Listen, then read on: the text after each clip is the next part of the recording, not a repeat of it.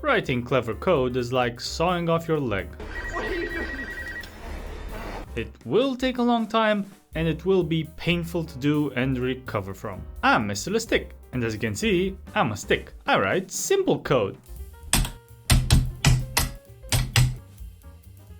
Boobies. This whole coding thing boils down to Brian Kernighan's quote on the matter, which many people know about in one shape or another. Everyone knows that debugging is twice as hard as writing a program in the first place. So if you're as clever as you can be when you write it, how will you ever debug it? Aren't you gonna answer that? I thought it was self-explanatory and we could end it here. But if you insist... You and your big mouth. Yeah, sometimes I shouldn't be allowed to speak. As I said in the beginning of the video, it's very hard to debug clever code. And don't for 1 second think that you will not have to debug it, because you will. And it might be manageable while the code is fresh. But what happens when you have to debug the code again 1 year after you first wrote it? Isn't it still your code? Why is that such a big deal? Well, do you remember what you ate last week? No. Then how are you supposed to remember what you coded last year? You'll basically be staring at someone else's code, so you better hope that you commented the code properly. By the way, I think this would be the perfect time to mention that there is a special place in hell for people who don't comment their code.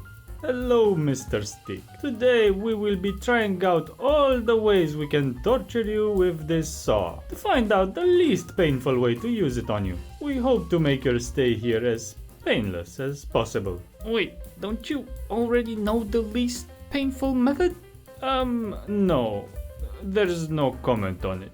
There's nothing wrong with clever code, but just like capoeira, when it works spectacularly. But when it fails, it also fails spectacularly. The worst thing is when you inherit some clever code which went through a process of debugging and fixing, which involved lots of maybe if I do this, it will work? And you end up with a monstrosity that works just like God. In mysterious ways. Yep.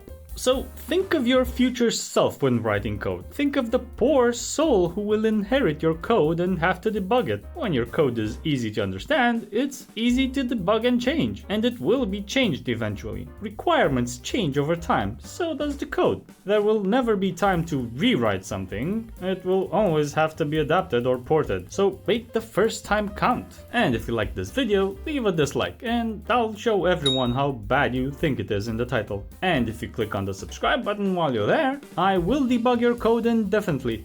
Today's video was a quickie. I didn't have much inspiration for anything else this week. So, was it good for you?